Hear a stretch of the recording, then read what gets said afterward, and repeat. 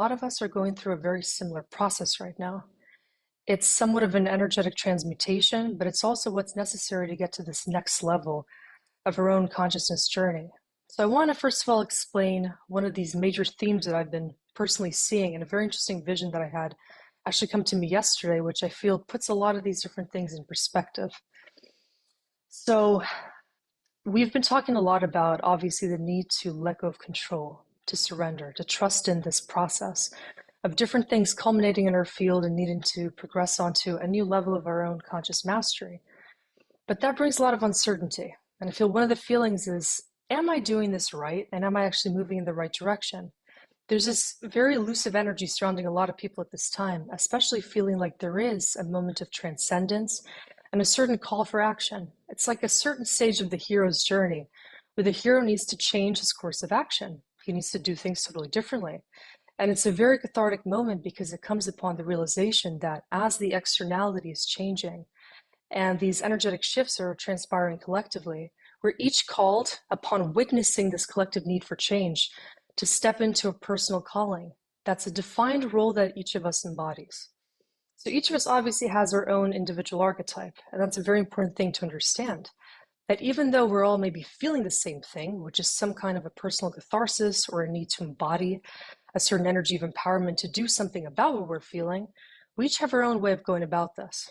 And the stage that we're all at individually right now is needing to transfigure, adjust, and recalibrate internally whatever needs to be put into the right place in order to proceed on this collective journey in the way that we're really supposed to. So one way of looking at it is like we're all part of this collective symphony.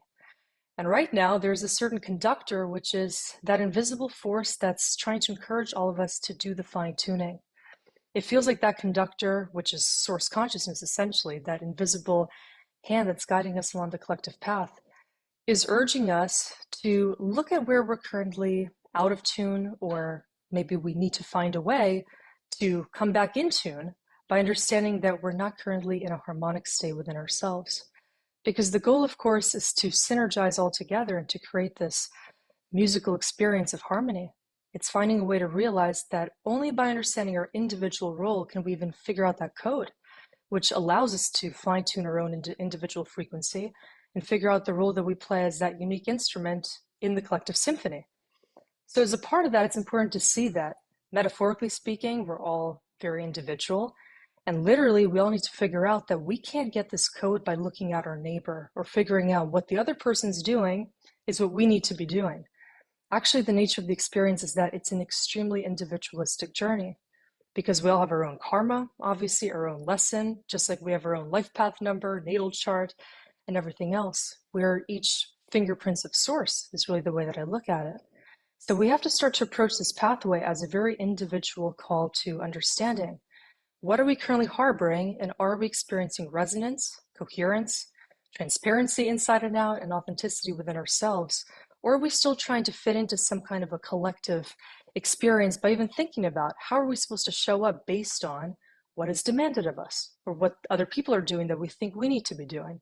That's already an inconsistency and a subconscious bias that a lot of people have. And part of that is actually bringing up dissonance right now. If you feel like I need to be doing something differently, perhaps there's a feeling that something needs to change, but you're not sure how to go about that change. And maybe that's bringing about some fear, some aggression, some inner conflict, because you probably know what you don't want, and you're very well able to identify what is out of coherence in your life. But maybe there's still a part of you that's afraid of abandoning a past pattern, a past entanglement, a certain dynamic, something that's familiar and part of that old terrain or old paradigm way of existing in reality. And so you might be feeling this conflict of, how do I even get to this higher version of myself if everything that I know and is familiar to me embodies this past self with the past programming, conditioning, the way that other people know you, and the role that you think defines you? And what if the only way to solve this conflict is to realize that the higher version of yourself, this higher archetype, which is just an untainted reflection of what your soul really wants you to be experiencing down here, is something that nobody else can teach you, and that you can't actually learn by looking at any other template that's been created in reality.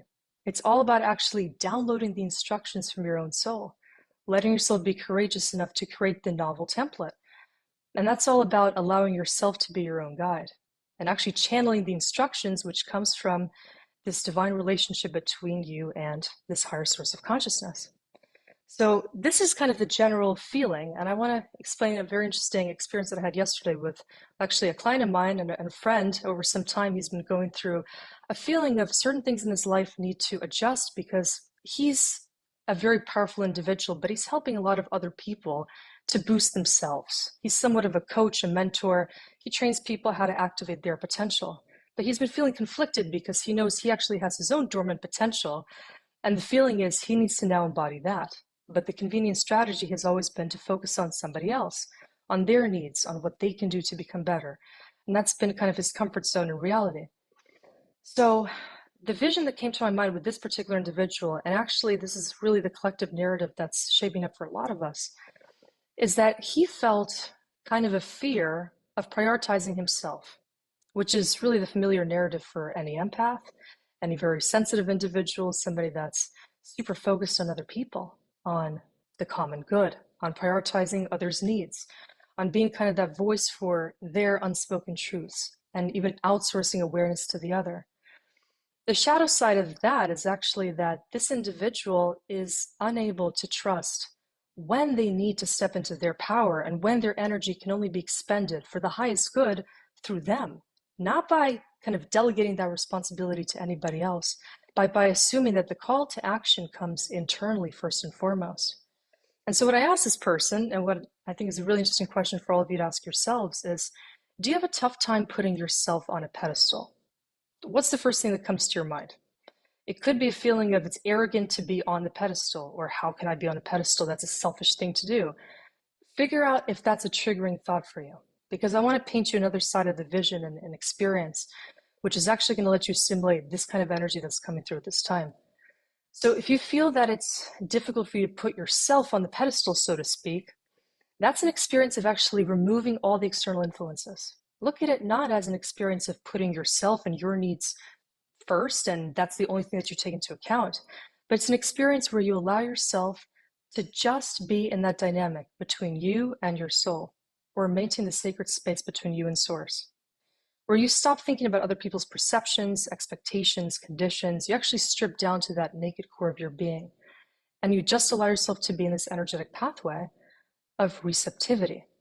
So the way that I positioned this to this man in question is I told him, you're being pushed to go onto this pedestal. And actually, it's like God's will, this divine power that's encouraging you to get on the pedestal, because only there are you actually going to be able to elevate. Because it's not you that's driving this process. It's like that invisible hand that's motivating you to get to the next level.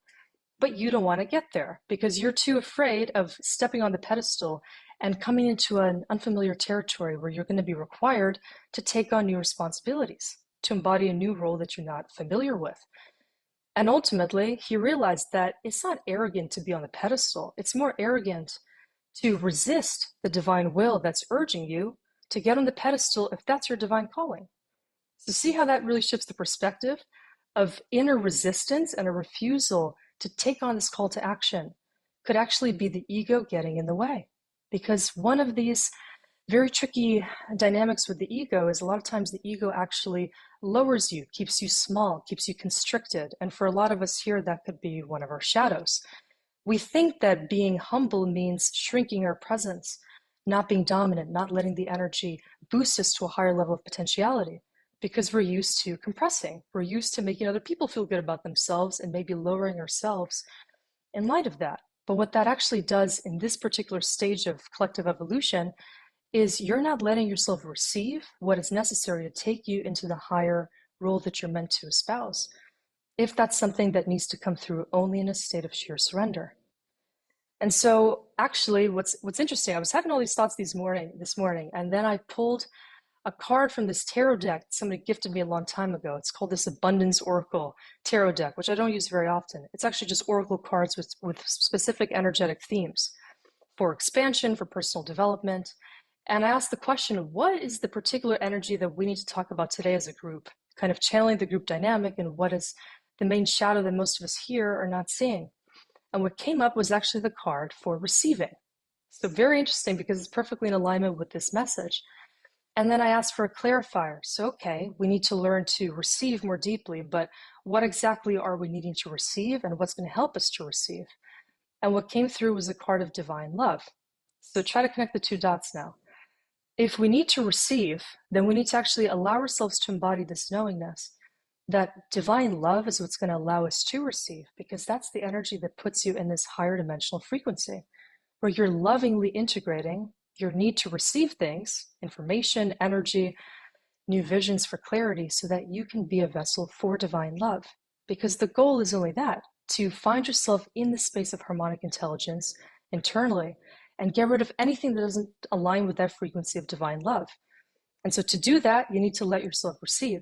You need to let yourself trust that more information is going to come into your field, but you need to let yourself depart from these lower level frequencies of the fear, the needing to shrink yourself, needing to doubt, resist, or even think that you're not ready. Because what if you are ready and the only thing that's keeping you in the dark is your inability to receive that invitation, which really you need to give yourself? It's a really key aspect of the experience. And I feel a lot of us here, we are receiving things, but the key is not just feeling it, not just internalizing it as a possibility, but it's physically relaying this information that's already in your field and may be accessible through the higher chakra system, but bringing it into you, letting yourself really digest what you're receiving, because that's really the point of the information. And actually, the tricky and difficult part is that if you don't let yourself assimilate what you're receiving, you get blocked even further. You might feel more resistance because if you don't use what you're receiving, you're essentially denying the purpose of that energy. And so you might feel like, I'm not receiving anything at a certain point, but maybe you just haven't put to use that which you were already given. And so feel into, if any of you feel kind of blocked, stuck, confused, you're not sure where to go, you're not sure, what am I supposed to do relative to these collective energetic dynamics shifting so quickly? It's not about thinking about the external plane at this time. Yes, that's changing. That's inevitably creating these reconfigurations we're feeling internally. But the point is to realize, what do you do through these energies and also in spite of them? If that's just the catalyst for the inner transformation, can you let yourself receive what you need to focus on so you're not blindsided by anything that happens or doesn't happen per your expectations outside of you? That's really the goal, to not be distracted, to not be kind of led astray by anything that you see outside of you. That's in some way just a reflection and a shadow of what's happening internally in all of us. But for the ego to feel safe, it has to be contained in the soul's purpose. That's how you can really help the ego navigate what it's going through. The ego, of course, is very multifaceted. So it's full of these different constructs of what it is, and it's trying to reinforce the illusion of protection by trying to stay the same. So if you're feeling like, for example, the ego needs to go through a certain alchemical shift, like it's transfiguring, it's changing modes, you're feeling different emotions that is putting the ego in slightly different versions of itself. It's kind of like a state of quantum superposition. You're like changing states of matter or egoic states, which is really creating this kind of relationship with different versions of yourself. And so the ego actually exists in many different versions of itself at the same time. This is often mind-blowing for people to realize, because if you think of different versions of you throughout time, or the different versions you are with different people or in different situations, for example, when you're in your aloneness, maybe you feel total safety, because when you're alone, you feel like there's no observer effect, there's no judgment coming at you.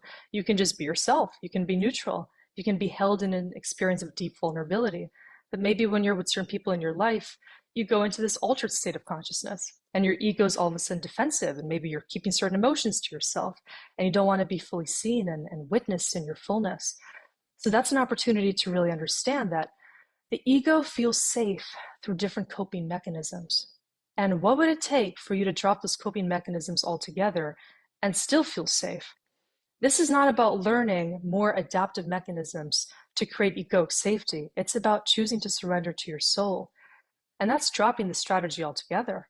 That's not choosing to create this kind of a comfort zone of inauthenticity where you're trying to package the ego into different versions of itself, or maybe being kind of like a social chameleon, which in reality is a form of Luciferian energy. And that's the nature of the distortion that we really see on planet Earth in most cases, is people choosing to alter themselves to stay safe, to stay complacent, to not have to go through a real commitment to their higher self, which is safety through deep surrender to who you are in all states of consciousness and in all different situations.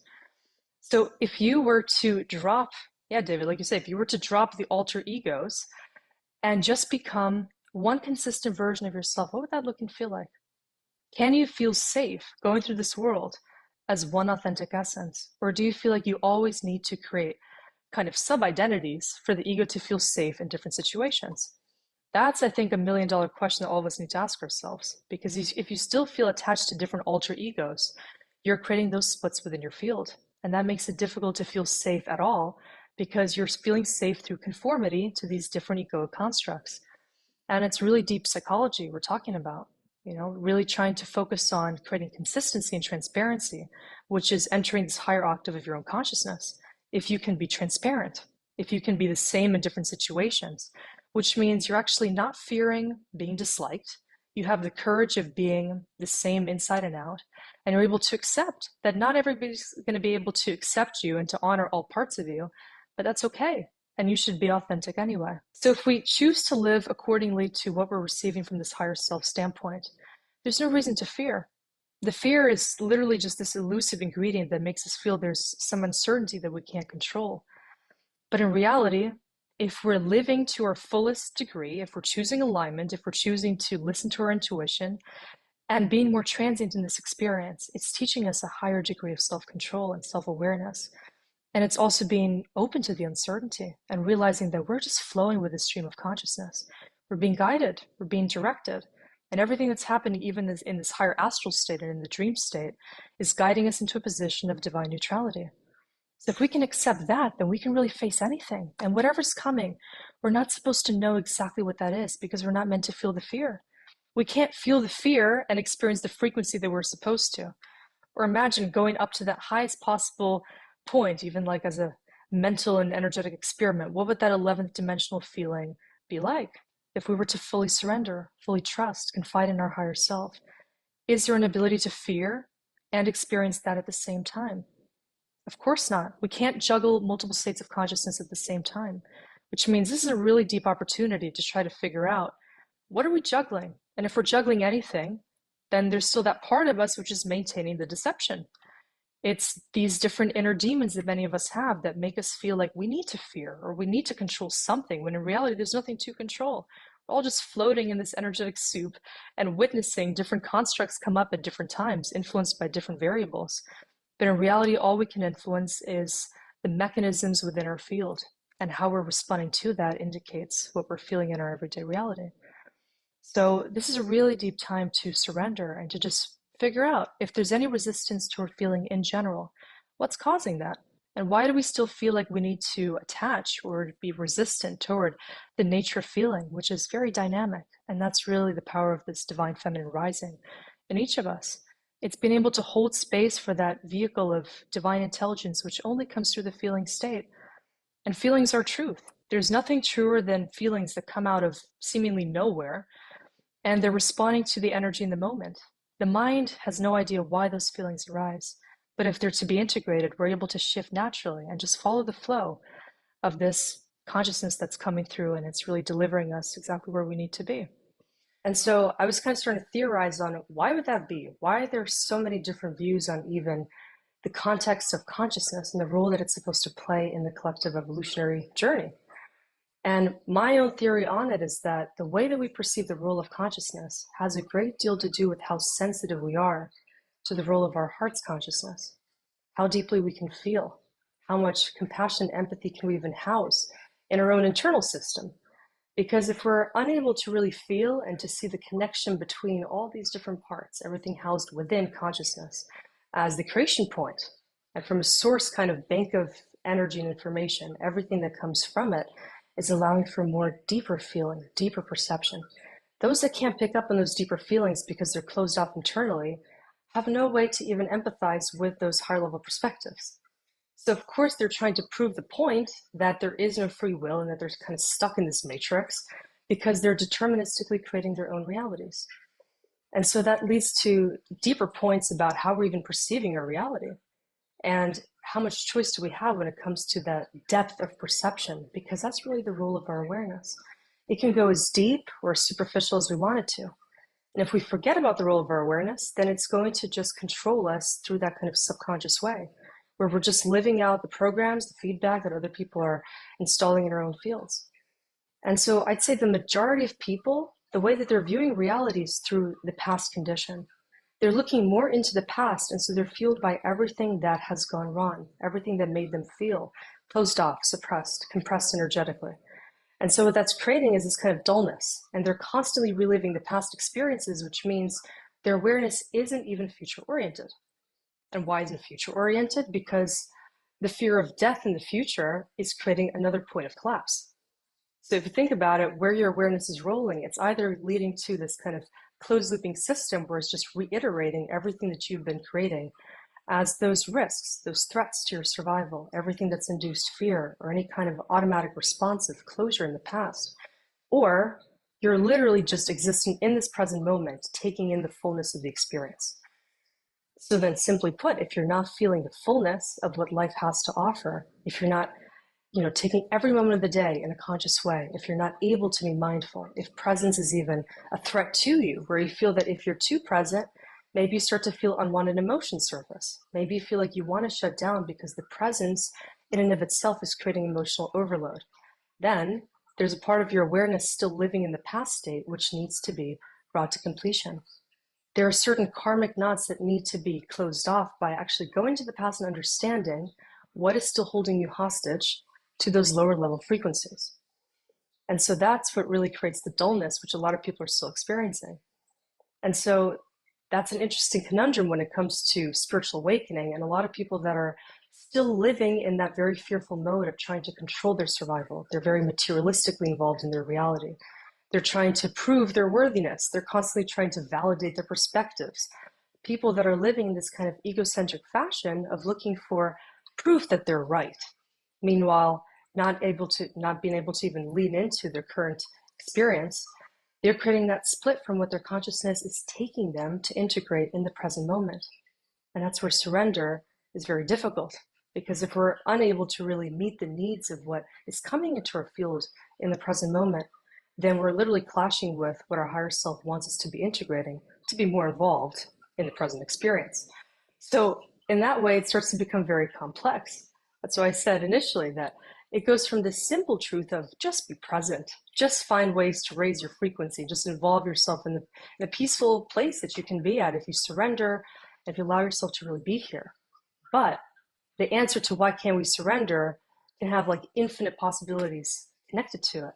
And oftentimes those are those very deeply encoded blind spots that make us unable to surrender, because there's a part of us that's hardwired to believe that if we surrender, we're going to die. And so think how deeply that could go too. If you have this fear of when you surrender, you're going to lose your chances of surviving because you're going to stop being as stable or as secure, or you won't be able to protect yourself or the best interests of your family, let's say, then surrender is going to be the thing that actually puts you in a fearful mode. Whoops, my camera just glitched. That's what happens sometimes too. You might feel like when you surrender, things might start to happen in this out of control way where you no longer have an upper hand over your ego's survival. But that's something that can also be debated. Think about it. If you choose to fully surrender, new energies start to be received. And that's what a lot of people are now feeling. So I've been trying to kind of bring this message in more and more subtly and not so subtly in my YouTube channel. Like the last video I made, I talked very directly about the shifts that a lot of people are feeling. But the interesting twist on it is that a lot of people that are feeling like they're shifting, they're not having a very easy time with it. So if you're shifting, it might feel like a lot of this resistant energy is coming to the surface. You might feel like you don't want to shift. Maybe you have all these new irrational fears entering your field about maybe I'm not worthy, maybe I'm not able to leave my past behind. Maybe I don't feel the readiness to even participate in a larger paradigm of oneness that we're all actively trying to co-create. And so all these new resistance points are actually coming into our field because the energy is new. We're not used to operating in alignment with this higher frequency source. And so anything in our system, which is still aligned with the lower frequency aspects of our past, is coming to light. And so it was very interesting for me to see how triggering that last video really was, because from my perspective, I'm always just flowing. I'm providing what needs to be said in the moment. There's like some guidance system that's telling me to do that. And yet all of these haters started coming onto my page, and I'm seeing like these crazy comments on that video of people saying, this is outlandish, it makes no sense, I'm not shifting, I don't feel anything you're talking about. And yet it's a very interesting point for us also to observe. The people that are trying to deny it and are trying to reject it that deeply, guess what? They're also feeling it. And they're just feeling like their ego is at stake here. They don't want their egos to experience the hit of this new information. They can't accept that maybe they need to change because a part of them knows they're already changing. And so that resistance that they're projecting is like the last attempt of their ego to hold on to control and to try to deny what they're hearing, which is really the truth of what the entire collective is going through. Because I believe this energy is going to affect every single person on earth. There's nobody that's going to be unaffected. It's a complete collective shift. So it's not like some people are going to be unaffected and still in their own darkness. They might just be trying harder to defy this new wave of information that they're picking up on, because the earth electromagnetically, like I said in that video, is going through a total reboot. And so feel into where this new energy is hitting you internally. Where are you trying to capture the new data points, the new feedback, the new inspirations, versus where are you trying to clash with it? Where do you feel like you can't support the energy of flow? Because that's the main thing that we need to think about. Those that are feeling so argumentative and so against the new energy, they're against the frequency of love. It's not familiar to them. They don't know how it feels to fully let go and to synergize in a state where there is loving alignment. And so for those people, of course, they want to reject the notion that love can even prevail on planet Earth. Because so the reality is that this polarization effect is showing how integration is unfolding. It's not something that happens overnight. It's something that happens step by step based on one's openness to assimilate this energy. And so what we can start to see is the people that are still carrying this resistance, especially upon feeling deeply what's going on, they're trying to battle it. And so they're still consumed with those karmic limitations that they need to integrate, but they're not choosing to do that. So upon seeing that, we need to just really start to understand that's what they're choosing to go through. That's their evolutionary pacing. And they have the free will to decide that they want to stay in that state of resistance. Upon fully understanding and even empathizing with them by accepting that's their choice, that's what they need to do to grow in their own way. That's what helps us alleviate our resistance. And so that's what we need to understand to start to surrender and even accept that this journey is unfolding exceptionally individually, because that's exactly what it's proving in every single individual. Your ability to intake the new energy is a sign of how open you are to collective evolution. And if you fully surrender, that's just you letting in everything that's trying to guide you into a higher frequency place. So then, of course, for the question of why can't we surrender, why surrender is so difficult, I feel the most important question to start to address what are those blockages is, what inside of you do you need to surrender in order to allow the process of surrender? Because surrender is an action state, but there are certain things which are literally parts of you, parts of your psyche, parts of your consciousness, things that you might be physically trying to hold on to, and other aspects of your reality that you're trying to fight against and resist and still clash with energetically, which is making it impossible to surrender. So that's why it's not so simple to just meditate on the concept of surrender or try to get into a place of heart-mind coherence, because we need to really think about what is preventing that state of heart-mind coherence and complete surrender. So in other words, surrender and heart-mind coherence, it's all about harmony. It's all about actually achieving alignment or equilibrium, which is a condition of agreement inside of yourself. So if there's any parts of you that are not in agreement, you can't force yourself into heart-mind coherence. Your body's going to be instinctively picking up on a lie energetically. And that's a clashing of interests between ego and soul, or that can be a clashing of energy on any level of your energetic system. So for instance, if you're trying to let in the energy of love, but there's still some people that you can't forgive in your life, or if there's still some people that are triggering you because they're not choosing to change, or they're not choosing to give up their old habits and ways, then you accepting that is actually the thing that's going to allow you to surrender. But if you don't allow yourself to accept even the differences and discrepancies in the reality outside you, then surrender is going to be impossible. So choosing to maintain the clash internally is what's causing you to give up the heart-mind coherence. So what this is making us really think about is the difference between also the mental kind of consciousness, the way of trying to think your way into coherence, and the heart's kind of coherence, which is only created through deeper compassion and deeper empathy. And that's where everything becomes so much easier. But to get there can be a very hard kind of part of the journey. Because if you're currently feeling torn, like you're in between realities, you're in between states of matter, it's because you're kind of in the state of your mid-quantum jump. This has been an interesting theme that I've also seen popping up among a lot of people. They feel like they've easily started the quantum jump, so there's a desire to shift states of consciousness. There's a desire to, let's say, be part of the new earth. There's, of course, a desire to be happy, to experience love, to feel freedom. But if you're stuck midair, then you're actually afraid of fully departing from the former reality. You're afraid of fully making that shift in consciousness, which means you're trying to be halfway in between these two scenarios, which of course you can't uphold. That's the ultimate distortion. If you're trying to still be in the 3D as kind of the past version of yourself, meaning you're still egoically involved in your reality, there's still those fears, there's a lack of faith. You feel alone or lonely. You feel like you can't really trust in the divine process. That means you don't actually believe in what it takes to quantum jump. And so that means that your knowledge is still very mental. It's not something that you've assimilated to the point that your heart fully feels in alignment with this process. And then on a deeper level, what that means is that your heart's consciousness hasn't prevailed. It's like a little bit of a war that you're fighting within yourself, like the two wolves, the battle between the black wolf and the white wolf. There's a beautiful story where we can think of all of these discrepancies and the dichotomy within the self as really the clashing of the two energies, the yin and the yang, the dark and the light polarity.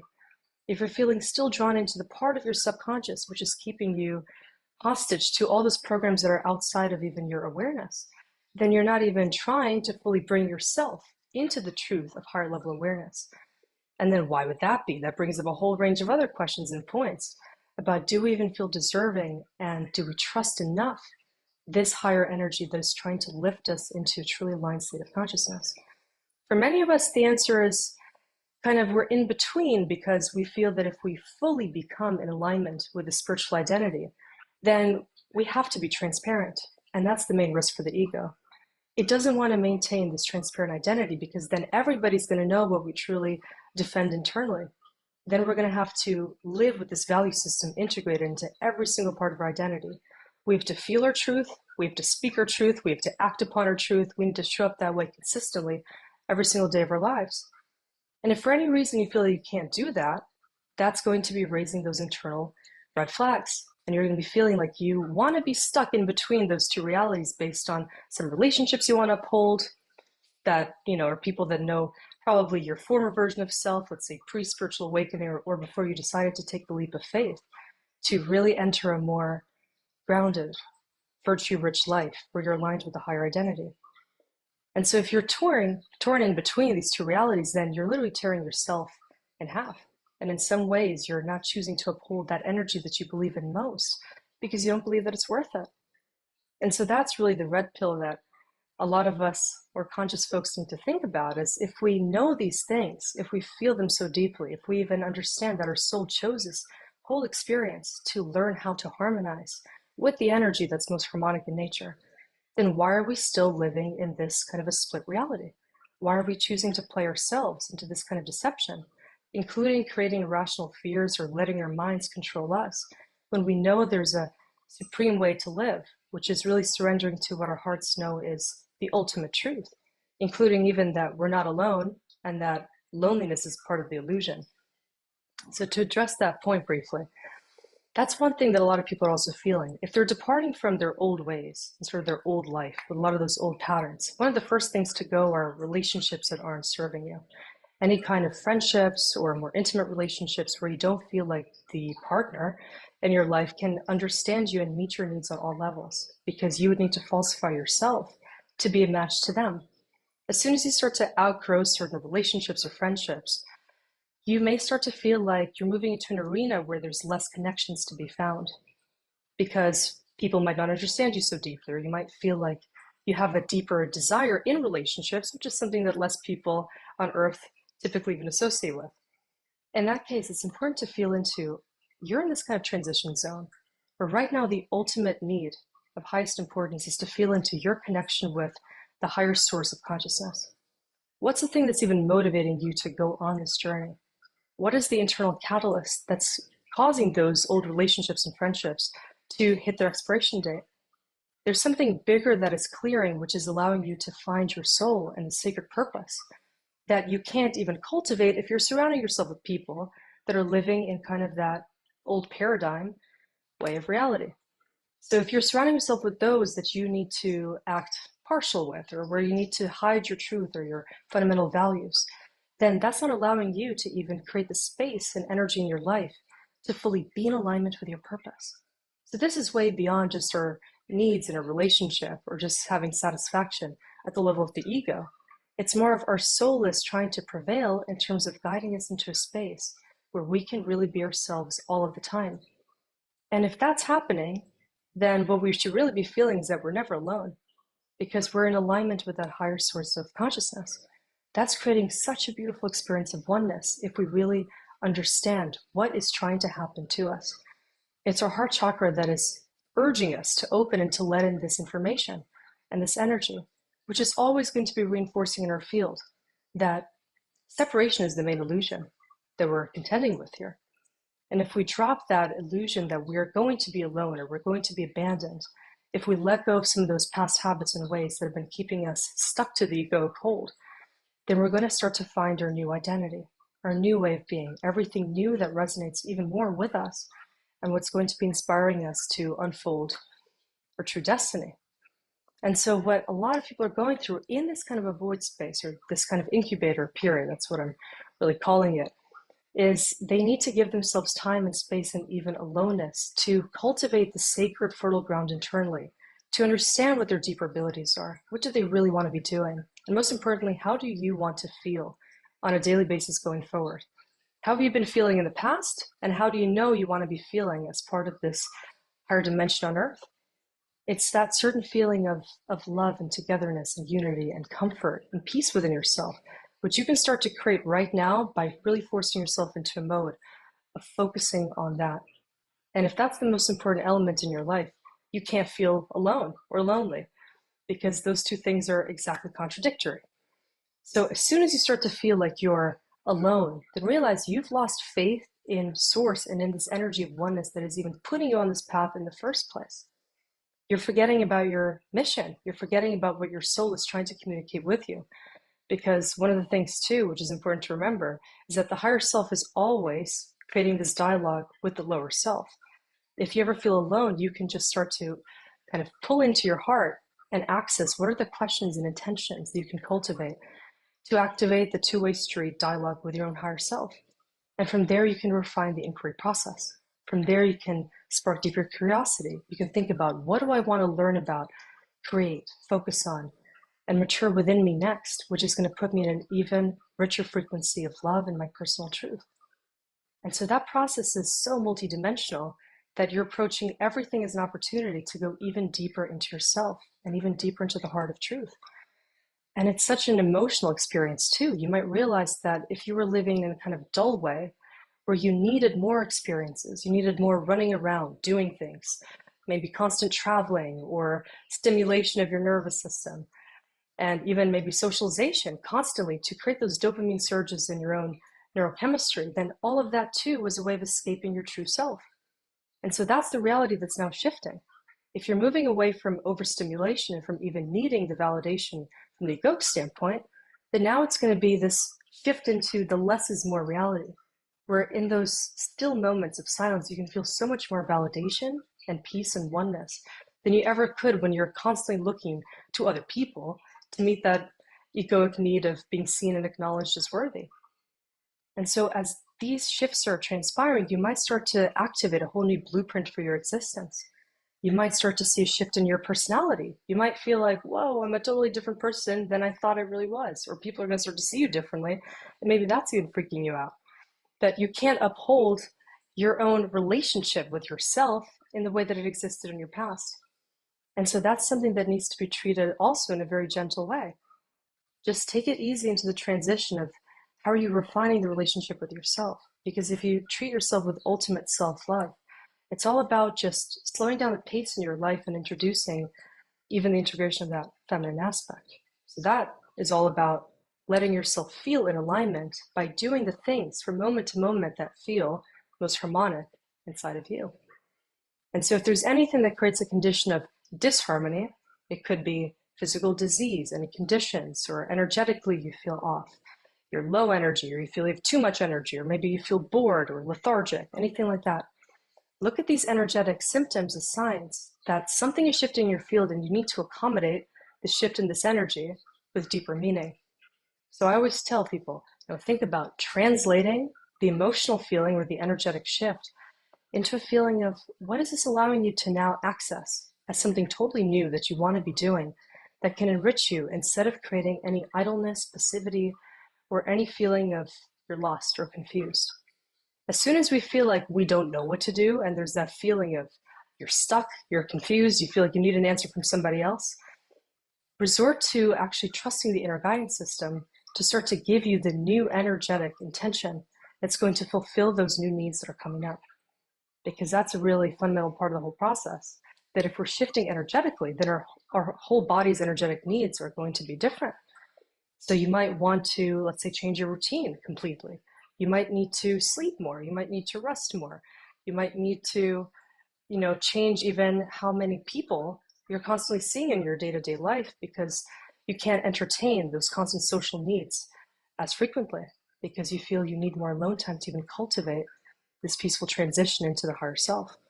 So things like this, I feel, aren't being talked about enough because so many people are focused on, I'd say, just kind of trying to visualize what am I supposed to do based on what other people are saying or what they think they need to be doing as part of the ideal of New Earth reality. But what we really need to be focusing on is downloading the information that can create that energetic state of resonance. And that's going to be something unique to you, and nobody else will really tell you what that is. So it's important to feel and to trust whatever arises as a part of this journey, because that's the way to really contact the sacred space of love within yourself.